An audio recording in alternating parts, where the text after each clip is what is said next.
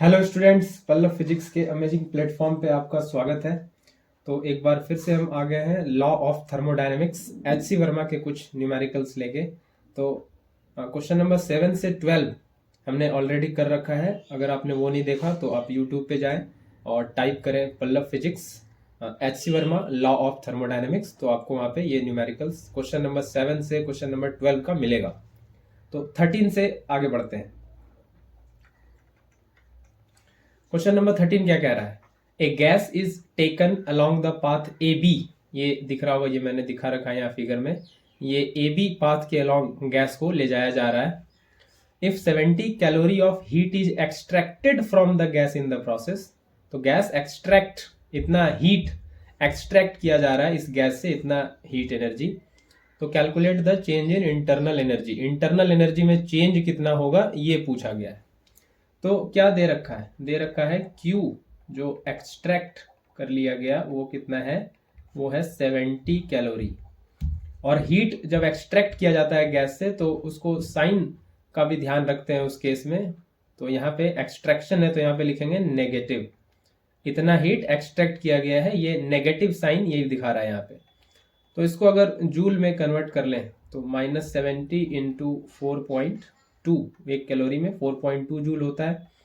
तो ये हो जाएगा -0, 7 टू जा 14 है ना, 7 टू जा 14 और 7 4 जा 28 और 1 29 और ये डेसिमल, तो ये -294 जूल।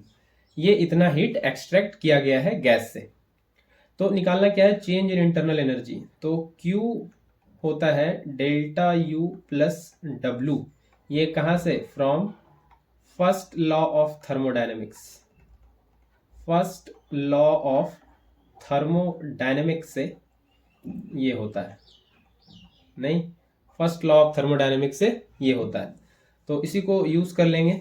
तो Q तो हम लोग के पास है -294, डेल्टा U निकालना है, चेंज इन इंटरनल एनर्जी। और ये W क्या है? ये है work done by the system.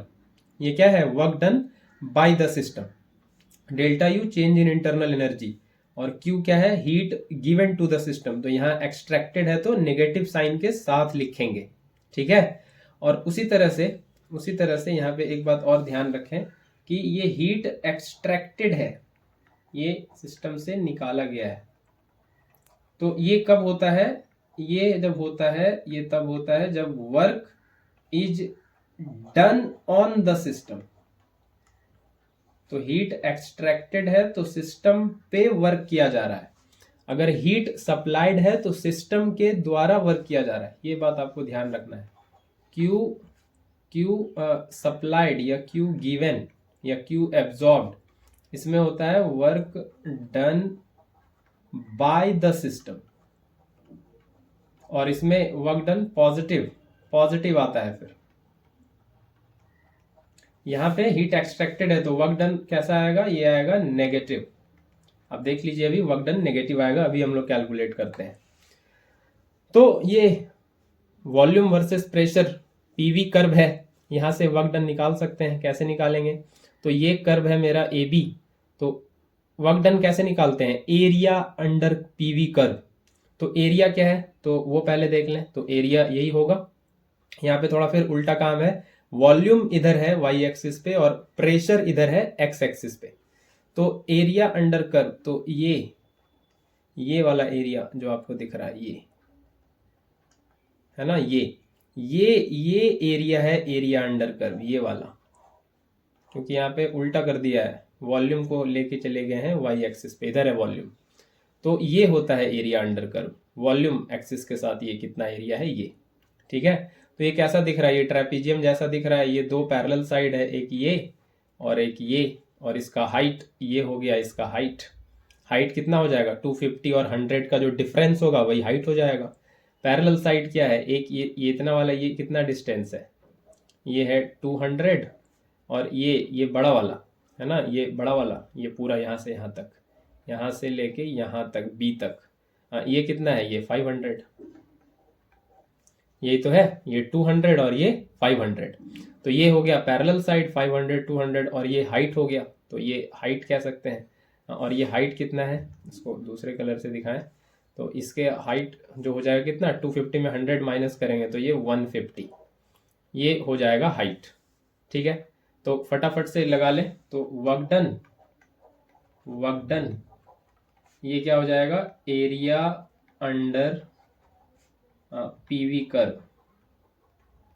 तो एरिया कैसा है, ट्रेपीजियम, इसका एरिया क्या होता है, half into sum of parallel side. तो पैरेलल साइड क्या है, 200 और 500, और हाइट कितना है, 150। तो ये भी ध्यान रखें ये किलो पास्कल में है, तो इसको हम पहले पास्कल में बदल लें।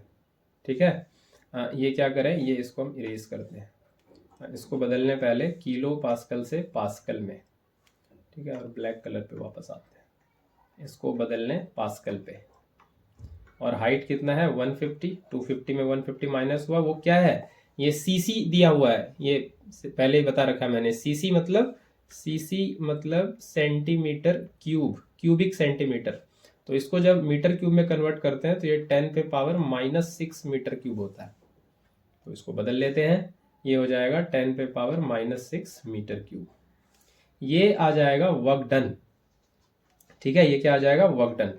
तो हाफ इंटू 700 इंटू 150 और इंटू 10 पे पावर -3। तो इसको अगर कैंसिल कर लें यहाँ से, ये बनेगा 350। ठीक है, और ये 15 5 जा 75, और ये 525, और ये 00, और इंटू 10 पे पावर -3। तो ये इवेंचुअली आ जाएगा 52.5 जूल। ठीक है, ये 52.5 जूल हो जाएगा। अब यहाँ पे देख सकते हैं बहुत क्लियरली, क्या क्लियरली दिख रहा है, ये तो मैंने एरिया निकाला तो यहाँ पे साइन वगैरह उतना फील नहीं हुआ होगा आप लोग को, लेकिन यहाँ पे बहुत क्लियरली दिख रहा है आपको कि ए पे वॉल्यूम है 250 सीसी और बी पे वॉल्यूम है 100 सीसी। मतलब वॉल्यूम क्या हो रहा है, वॉल्यूम घट रहा है। ये इधर दिख रहा है आपको, क्या हो रहा है, वॉल्यूम जो है डिक्रीज कर रहा है ए से बी पे जाने पे। 250 से कहाँ आ गए, 100 सीसी पे, तो वॉल्यूम क्या हो गया, घट गया। ए से बी पे जा रहे हैं तो वॉल्यूम डिक्रीज कर गया, मतलब ये कंप्रेशन वाला केस है।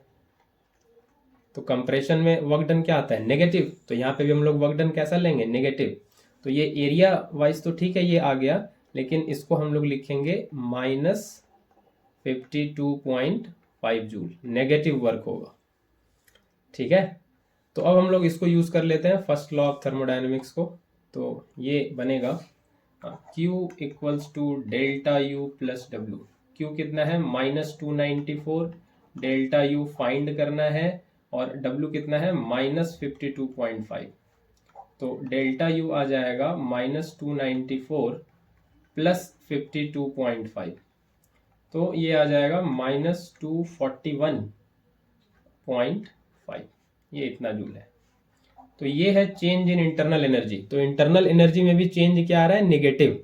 क्यों नेगेटिव आ रहा है, क्योंकि हीट एक्सट्रैक्ट किया गया है, हीट एक्सट्रैक्ट किया गया है ना। तो पहले जो इंटरनल एनर्जी थी, वो ज्यादा थी, है कि नहीं।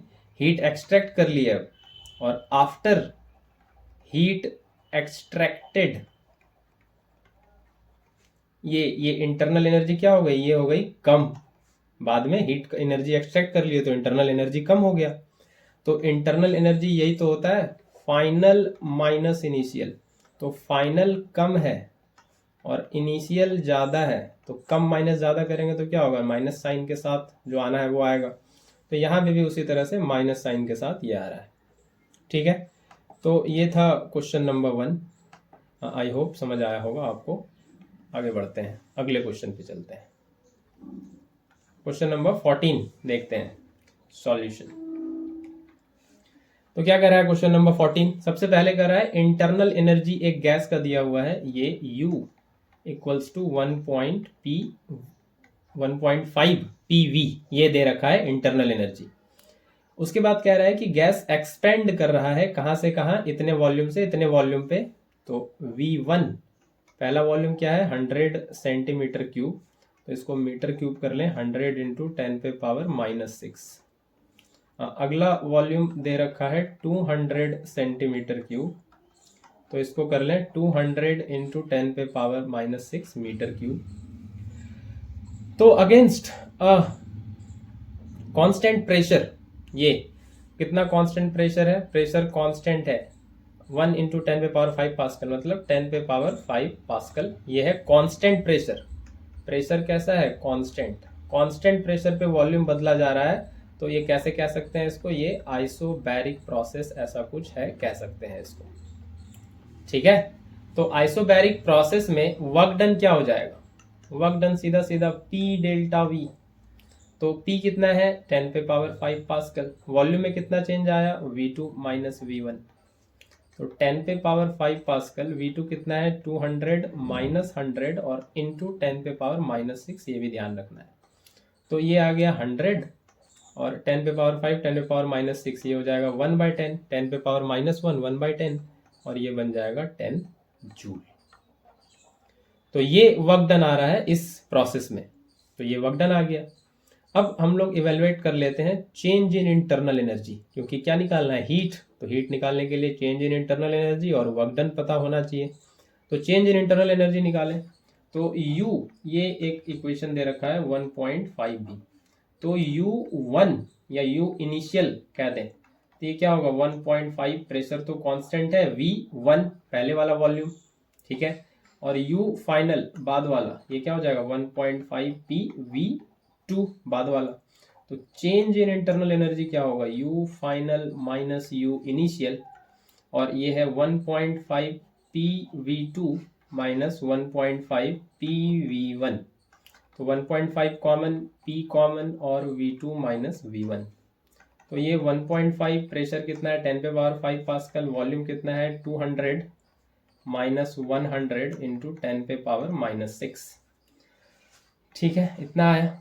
चेंज इन इंटरनल एनर्जी कितना आएगा 1.5 इंटू 10 पे पावर -1 इंटू 100। तो ये एक जीरो से ये कैंसिल हो जाएगा और ये हो जाएगा 15। ये डेसिमल हटाएंगे तो ये 10 कटेगा, तो ये 15 जूल। ये आ गया चेंज इन इंटरनल एनर्जी। अब हमको पता है, क्या पता है, from first law of thermodynamics,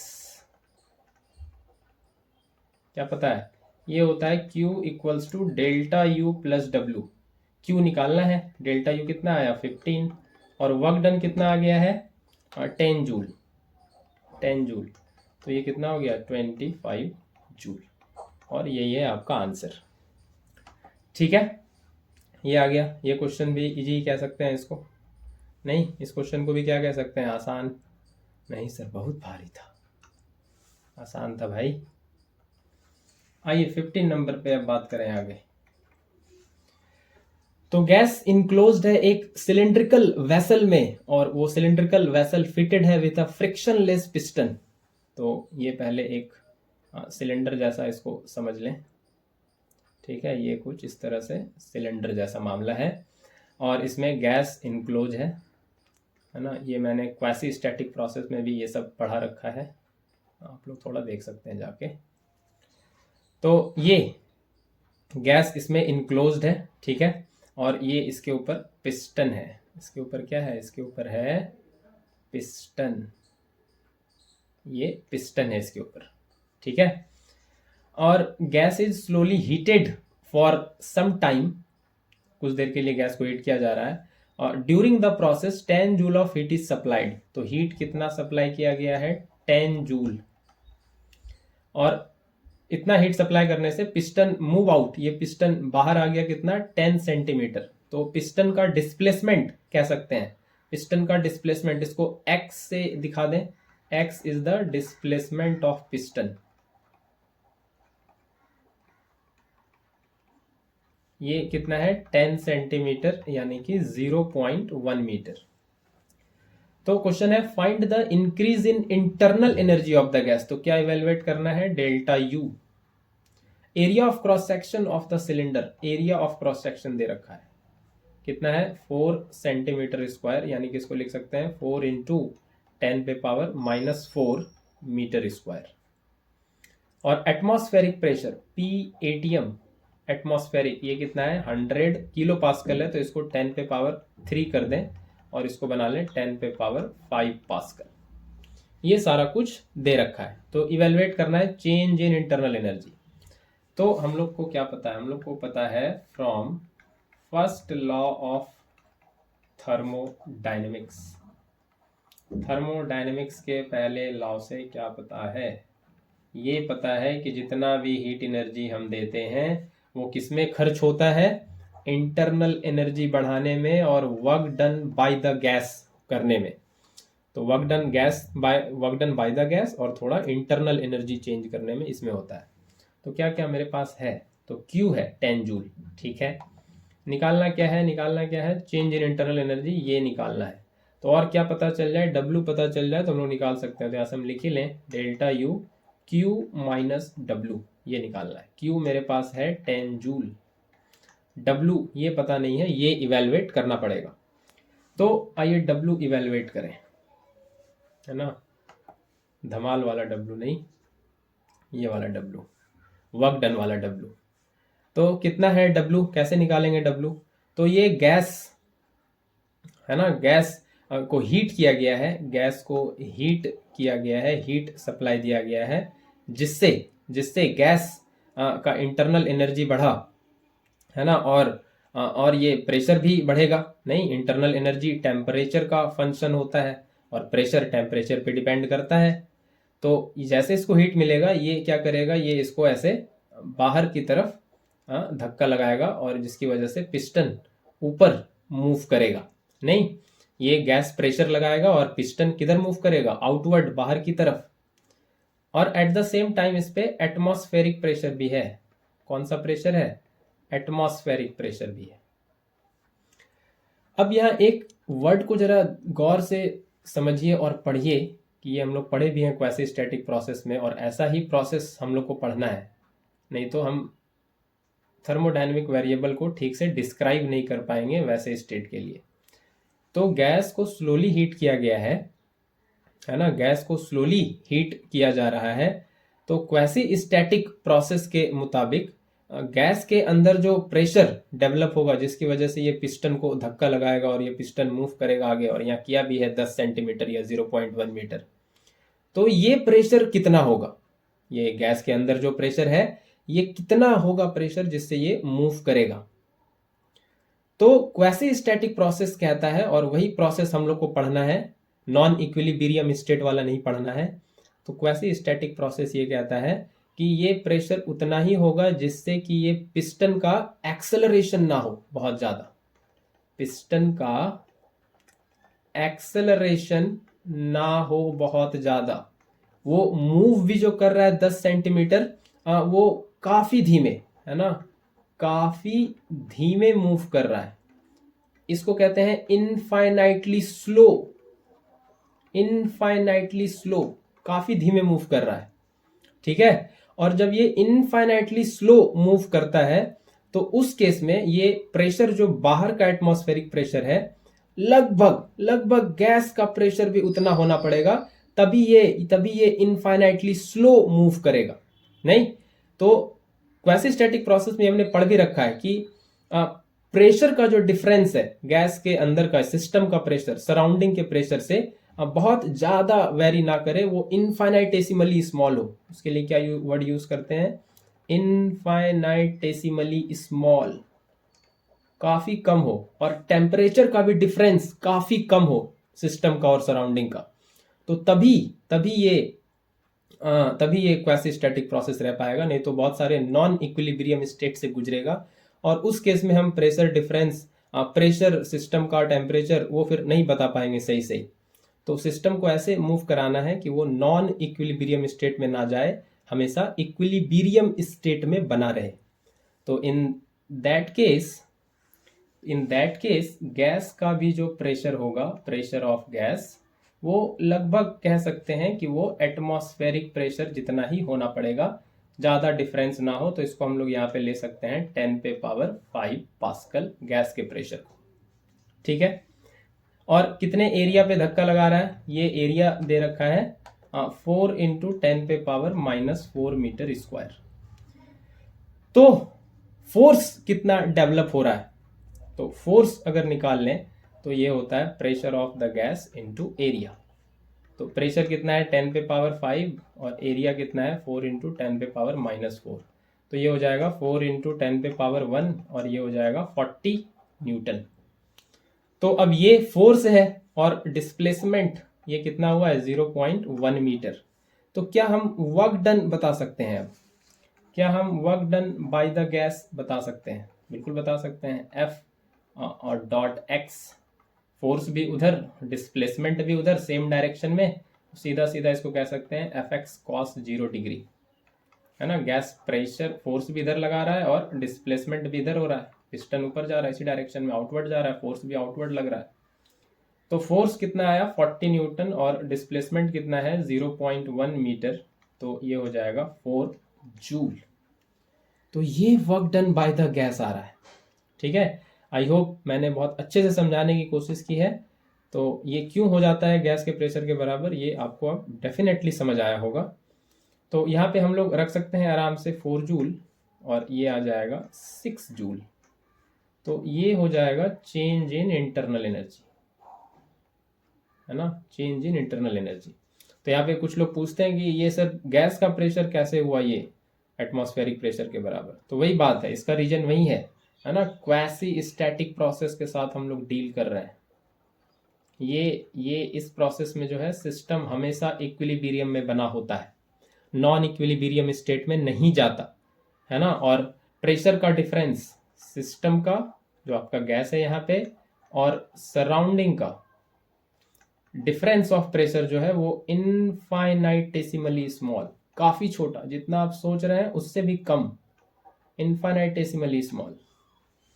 ठीक है, इनफाइनाइटेसिमली स्मॉल। आई होप ये अब आपको समझ आया होगा। तो चलते हैं हम लोग अगले पड़ाव पे, अगले क्वेश्चन पे, क्वेश्चन नंबर 16 पे बात करें अब। तो एक गैस है जो initially at a pressure of 100 kilo pascal है और and its volume is 2 metre cube. ठीक है, तो प्रेशर क्या दे रखा है इनिशियली 100 किलो पास्कल, तो इसको 10⁻³ करें तो ये हो गया 10⁵ पास्कल। और वॉल्यूम कितना है इनिशियली, ये है 2 मीटर क्यूब। आगे है कि प्रेशर को कांस्टेंट रखा गया, प्रेशर को क्या रखा गया कांस्टेंट, मतलब प्रेशर यही बाद में हो जा रहा है, ये इनिशियल अगर कहें तो प्रेशर कांस्टेंट रखते हुए, मतलब फाइनल प्रेशर भी इनिशियल के बराबर है और ये उतना ही है 10⁵ पास्कल। लेकिन वॉल्यूम को बदल दिया गया, V फाइनल हो गया कितना 2.5 मीटर क्यूब। तो कांस्टेंट प्रेशर पे ये वॉल्यूम को बदला गया है, तो इसको हम कैसा प्रोसेस बोलते हैं आइसोबैरिक। कांस्टेंट प्रेशर पे ये काम हुआ है तो इसको क्या बोलेंगे आइसोबैरिक। ठीक है, ये इतना पहले समझ में आया। आगे बढ़ते हैं। Its volume is now kept constant and the pressure is increased from 100 kilo pascal to 200 kilo pascal. अब अगला सिनेरियो ये है कि अब वॉल्यूम कांस्टेंट रखा गया है। नाउ वॉल्यूम इज कांस्टेंट और प्रेशर बदला गया, कहां से कहां बदला गया 100 से 200। तो प्रेशर को अब बदला गया है, कहाँ कितना कर दिया गया प्रेशर को कर दिया गया है, अब जो प्रेशर है वो 200 किलो पास्कल है। ठीक है, तो इसको ऐसे लिखना थोड़ा ज़्यादा सही होगा, इसको कर देते हैं 1, इसको भी क्या देते हैं 1, और ये 2 है और ये 1 है और इसको फाइनल को कर देते हैं 2। ठीक है, तो यहाँ पे हम कर सकते हैं फिर आगे क्या 3। ठीक है, 3 कर देते हैं इसको अब।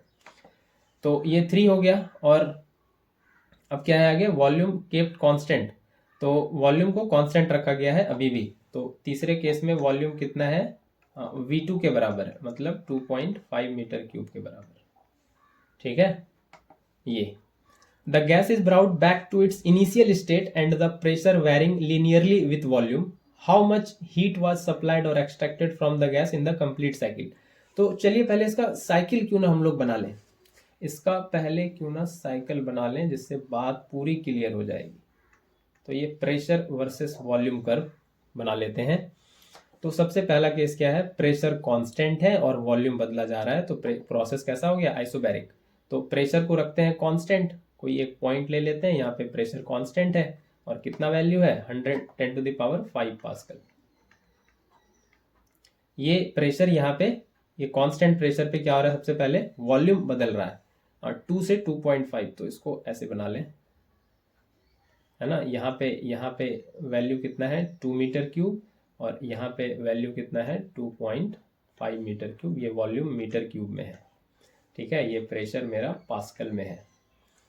तो यहाँ से यहाँ गया, इसको क्या देते हैं 1 और इसको क्या देते हैं 2 पोजीशन है, ठीक है। ये 1 से 2 पे गया। उसके बाद क्या था आगे, उसके बाद था ये वॉल्यूम कांस्टेंट, यानी कि आइसोकोरिक प्रोसेस हुआ उसके बाद, और कहाँ से कहाँ गया है 2 से अब 3 पे गया, आगे 2 से 3 पे गया, तो वॉल्यूम वही रहा, वॉल्यूम नहीं बदला, सिर्फ प्रेशर बदला, 200 किलो पास्कल हो गया। मतलब यहीं से आगे बढ़ना है कांस्टेंट वॉल्यूम, मतलब ये ऐसे एकदम वर्टिकल जाएगा, तभी तो वॉल्यूम 2.5 ही रहेगा हमेशा। लेकिन अब इस पॉइंट पे यहाँ पे प्रेशर कितना है, ये प्रेशर है, ये प्रेशर कितना है, ये तो था 110⁵ पास्कल, ये कितना हो जाएगा 200 इंटू 10⁵3, यानी कि 2 इंटू 10⁵ पास्कल। तो यहाँ पे हो जाएगा 2 इंटू 10⁵ पास्कल, ठीक है, यहाँ पे इस पॉइंट पे, यहाँ पे। उसके बाद क्या है, उसके बाद क्या रखा क्वेश्चन में, गैस को वापस इनिशियल स्टेट पे लाया जाता है और प्रेशर उस समय लीनियरली वेरी करता है वॉल्यूम के साथ। तो यहाँ से इनिशियल स्टेट ये था, यही ना था, यही तो था इनिशियल, तो और यहाँ से वापस इनिशियल आ रहे हैं, तो यहाँ से वापस इनिशियल पे आ जाते हैं। तो पहले इधर गए, फिर इधर गए और फिर इधर आए, ठीक है। तो ये देखिए, ये एक साइक्लिक प्रोसेस जैसा हुआ कि नहीं, ये कैसा हो गया, टोटल साइक्लिक प्रोसेस जैसा हो गया, नहीं। और साइक्लिक प्रोसेस में हम जानते हैं चेंज इन इंटरनल एनर्जी क्या होता है, zero. Change in internal energy क्या होता है, जीरो। ये मैंने काफी बता रखा है ऑलरेडी प्रीवियस वीडियोस में, ठीक है। तो क्या इवेलुएट करना है, हीट दिया गया या एक्सट्रैक्ट किया गया, ये पता करना है, क्यू का वैल्यू पता करना है। तो डेल्टा यू तो जीरो हो गया, डेल्टा यू प्लस डब्ल्यू, ये हमको पता है, कहाँ से, from first law of thermodynamics. First law of thermodynamics से ये बात अपने को पता है। तो ये डेल्टा यू तो जीरो है, तो ये जीरो हो गया प्लस डब्ल्यू। तो आगे बढ़ें तो ये क्या हो जाएगा, क्यू हो जाएगा सीधा सीधा डब्ल्यू के बराबर। तो वर्क डन अगर हम निकाल लें इस साइक्लिक प्रोसेस में, तो क्यू के बराबर हो जाएगा वही वैल्यू। तो आप ये कर सकते हैं कि अलग अलग प्रोसेस का वर्क डन निकालें, पहले आइसोबैरिक का, फिर ये आइसोकोरिक का, और फिर ये वाले का वर्क डन निकालें। या दूसरा तरीका हो सकता है डायरेक्ट, ये अगर साइक्लिक प्रोसेस है तो area under cycle, area under ये जो क्लोज साइकिल है इसके अंदर का एरिया निकाल लें, तो वही वर्क डन हो जाएगा। तो कैसा दिख रहा है, ये ट्रायंगुलर एरिया दिख रहा है। तो वर्क डन यहाँ से सीधा सीधा निकाल सकते हैं, एरिया अंडर साइकिल, जो ट्रायंगुलर एरिया है, और वो होता है half into base into height. तो कितना है बेस, आइए बेस देख लें, ठीक है, बेस देख लें वापस से। तो कितना है बेस, फटाफट देखिए। तो वॉल्यूम इधर ले रखे हैं, तो बेस यही होगा मेरा, 2 से 2.5, ये वाला डिस्टेंस, यही तो होगा बेस, यही तो, ये यहाँ से यहाँ तक यही तो होगा बेस। 2 से 2.5, ये 1 2 पॉइंट और ये 3 पॉइंट, ये पॉइंट्स का नाम है। ये 2 से 2.5, ये कितना हो जाएगा 0.5 हो गया बेस। और ट्रायंगल का हाइट तो ये है, हाइट कितना होगा, ये पूरा कितना है 2 इंटू 10⁵ और माइनस 10⁵, तो ये होगा 10⁵, या 200 में 100 किलो पास्कल माइनस करेंगे तो 100 किलो पास्कल, जो 10⁵ पास्कल होगा। तो ये हो जाएगा हाफ इंटू बेस कितना 0.5, और ये किस में था, मीटर क्यूब में ही था वॉल्यूम, ठीक है, बहुत बढ़िया। और हाइट 10⁵ पास्कल है, ठीक है। यही आ रहा है वर्क डन। तो क्या क्या आ जाएगा अब आगे कर लें। तो ये हो जाएगा हाफ, और ये हो जाएगा डेसिमल हटेगा तो एक पावर कटेगा, तो ये 5 इंटू 10⁵4 हो जाएगा। तो ये 5/2 कितना हो जाएगा 2.5 और 10 पे पावर 4, तो एक डेसिमल से एक ये फिर कटेगा और 25 इंटू 10 पे पावर 3 हो जाएगा और ये हो जाएगा 25,000 जूल। ये क्या हो जाएगा 25,000 जूल आ जाने वाला है। ठीक है, ये आ जाने वाला है। तो हम लोग क्या इवेलुएट कर रहे थे, हम लोग इवेलुएट कर रहे थे Q का वैल्यू, है ना। हम लोग क्या इवेलुएट कर रहे थे Q का वैल्यू। तो Q तो W के बराबर है, Q तो W के बराबर है। लेकिन वेट, एक सेकेंड के लिए यहाँ आपको थोड़ा सोचना पड़ेगा, क्योंकि मैं डायरेक्ट साइक्लिक प्रोसेस का निकाल रहा हूँ, उसके अंडर का एरिया निकाल रहा हूँ। तो आपको उसके साथ एक लॉजिक फॉलो होता है, वो भी ध्यान रखना होगा, नहीं तो सेपरेटली आपको अलग अलग के पाथ से होते हुए निकालेंगे तो फिर वो साइन आ जाएगा अपने आप। लेकिन अगर आप डायरेक्ट एरिया अंडर साइकिल निकाल रहे हो तो आपको ये ध्यान रखना है कि क्लॉक वाइज साइकिल है तो वर्क डन आपको क्या लेना है पॉजिटिव, और अगर एंटी क्लॉकवाइज साइकिल है तो वर्क डन आपको क्या लेना है नेगेटिव। और यहाँ पे एंटी क्लॉकवाइज ही है, ऐसे जा रहा है, तो ये कैसा है एंटी क्लॉकवाइज, घड़ी के विपरीत दिशा में, उल्टी दिशा में, इसलिए एंटी क्लॉकवाइज। तो वर्क डन हम लोग क्या लेंगे, वर्क डन ये जो आया है 25,000 जूल, ये हम लोग नेगेटिव लेंगे, नहीं तो हम लोग नेगेटिव साइन के साथ इसको लेंगे।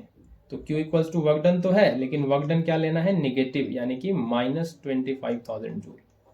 या पूरा विथ ड्यू प्रोसेस जाएंगे तो ये आता है, क्योंकि हम लोग डायरेक्ट एरिया अंडर साइकिल निकाल रहे हैं तो हम लोग को साइन ये अल्टीमेटली लेना होता है, और यही आ रहा है। तो नेगेटिव साइन के साथ हीट आ रहा है, मतलब इतना हीट एक्सट्रैक्टेड, नॉट सप्लाइड। इतना हीट 25,000 जूल का हीट एक्सट्रैक्ट करना होगा गैस से, तब ये सारा प्रोसेस फॉलो होगा। आई बात समझ में? आगे बढ़े, आगे बढ़ते हैं हम लोग और चलते हैं अगले क्वेश्चन पे। क्वेश्चन नंबर 16 हो गया, 17 पे अब आते हैं। नहीं 16 तो हो गया बिल्कुल, अब आ जाते हैं 17 पे। ठीक है, अब बात कर लेते हैं क्वेश्चन नंबर 17 की। तो क्या कह रहा है question number 17, consider the cyclic process ABCA shown in the figure. ये एक प्रोसेस दिख रहा है AB, B से ये थोड़ा कर्व है C, और फिर C से ये पूरा एकदम वर्टिकल है A। Performed on a sample of 2 mole of an ideal gas. तो N कितना है 2 मोल, N होता है नंबर ऑफ मोल, ये 2 मोल दिया हुआ है। और टोटल कितना हीट विथड्रॉ किया गया है इस सैंपल से, इस गैस के सैंपल से, या गैस नहीं जो भी सैंपल है उससे कितना हीट विथड्रॉ, गैस ही है, कितना सैंपल से हीट विथड्रॉ किया गया है 1200 जूल। तो हीट एक्सट्रैक्टेड, विथड्रॉन मतलब क्या हो गया एक्सट्रैक्टेड, निकाला गया, तो इसको आपको क्या लिखना होगा -1200 जूल, नेगेटिव साइन के साथ जब हीट एक्सट्रैक्ट करते हैं तो अब पूछा क्या है work done by the gas during the part BC part में कितना वर्क डन किया है गैस, तो वो निकालना है। तो सब बात को छोड़ें, सबसे पहले ये देखें, ये है साइक्लिक प्रोसेस, ये क्लोज्ड साइकिल है। तो ये अगर साइक्लिक प्रोसेस है तो चेंज इन इंटरनल एनर्जी क्या होगा 0। तो अगर हम फर्स्ट लॉ ऑफ थर्मोडायनेमिक्स को देखें, from first law of thermodynamics, amount of heat given ये होता है change in internal energy plus work done by the gas. लेकिन यहाँ पे हीट एक्सट्रैक्टेड है तो Q लेना होगा -1200। चेंज इन इंटरनल एनर्जी 0 है, और work done in complete cycle, तो work done by the gas क्या लिखेंगे, वर्क डन सबसे पहले कहाँ से कहाँ हुआ, A से B, फिर वर्क डन B से C, और फिर वर्क डन C से A। ये 3 वर्क डन है कंप्लीट साइकिल में, तो ये लेना पड़ेगा आपको। तो हमको निकालना है वर्क डन BC में, तो AB और CA वाला इधर आके माइनस हो जाएगा। तो वर्क डन BC निकालना है तो -1200 से माइनस होगा वर्क डन AB और वर्क डन CA। ठीक है, अब ये बात भी ध्यान से देखिए कि ये C से A ये वाला जो वर्क डन हुआ है, ये दिख रहा है, ये कांस्टेंट वॉल्यूम, ये एक वैल्यू है कांस्टेंट, उसी पे ये वर्क डन हुआ है ना। C से A जो गैस आया जिस प्रोसेस को फॉलो करते हुए, वो कांस्टेंट वॉल्यूम पे आया, मतलब ये वाला प्रोसेस कैसा है आइसोकोरिक, आइसोकोरिक प्रोसेस है, और आइसोकोरिक प्रोसेस में वर्क डन क्या होता है, 0। तो ये वाला जो दिख रहा है C से A, इस केस में वर्क डन क्या हो जाएगा, 0, क्योंकि आइसोकोरिक प्रोसेस है। तो वर्क डन BC में सीधा सीधा आएगा -1200 और minus work done in A से B। तो सिर्फ हमको इस क्वेश्चन को सॉल्व करने के लिए क्या करना है, वर्क डन A से B निकालना है, और ज्यादा कुछ भी दिमाग नहीं लगाना है इस क्वेश्चन में। तो वर्क डन A से B निकालते हैं। तो आइए देखें वर्क डन A से B, यहाँ था A, यहाँ था A, और ये A से B, ये वाला वर्क डन है, ये वाला, ये ब्लैक से मैंने मार्क कर दिया, ये वाला A से B। तो कैसे निकालेंगे A से B वर्क डन? हम लोग को तो प्रेशर वॉल्यूम होता था, तो फिर वहां देखते थे एरिया अंडर कर्व। यहाँ पे टेम्परेचर वॉल्यूम का कर्व है। किसका कर्व है, टेम्परेचर वॉल्यूम का कर्व है। और ये कर्व आपको दिख रहा होगा, ये लिनियरली वेरी कर रहा है। क्या मतलब कि वॉल्यूम जिस प्रपोर्शन से बढ़ रहा है, टेम्परेचर भी उसी प्रपोर्शन से बढ़ेगा। ये A से B वाला आपको अगर दिख रहा हो, ये बिल्कुल लिनियरली वेरिएशन है टेम्परेचर वॉल्यूम का। मतलब वॉल्यूम डायरेक्टली प्रोपोर्शनल है टेम्परेचर के, है ना। वैसा ही कुछ होता है ना, ऐसे ग्राफ होता है तो दो क्वांटिटी डायरेक्टली वेरी करती है। और ये कब होता है, अगर आपने चार्ल्स लॉ पढ़ा हो, ये तभी होता है जब प्रेशर कांस्टेंट हो। At constant pressure, constant pressure पे ये हो सकता है। तो A से B कैसा कैसा प्रोसेस कह सकते हैं इसको, आइसोबैरिक जैसा प्रोसेस कह सकते हैं। नहीं, कांस्टेंट प्रेशर पे ये हो रहा है, वॉल्यूम टेम्परेचर के डायरेक्टली वेरी कर रहा है कि नहीं। ठीक है, तो ये तो है ही, ये तो हमको काम करना है ये इस पे।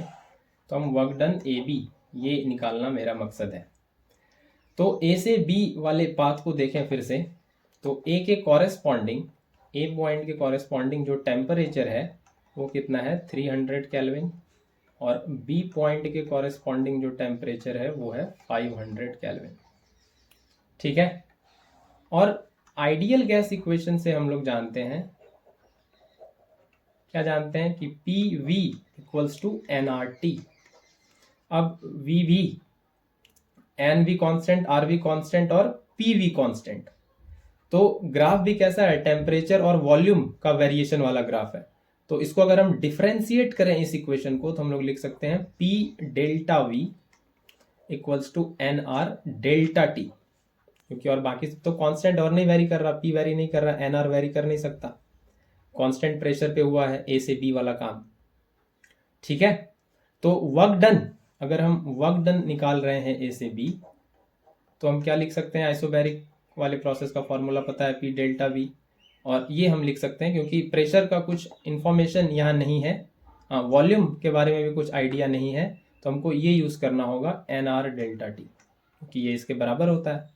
N 2 मोल दिया है, R का वैल्यू 8.314 होता है जूल पर मोल, जूल पर मोल पर केल्विन, और टेम्परेचर डेल्टा T 500 माइनस 300, ये डिफरेंस टेम्परेचर का।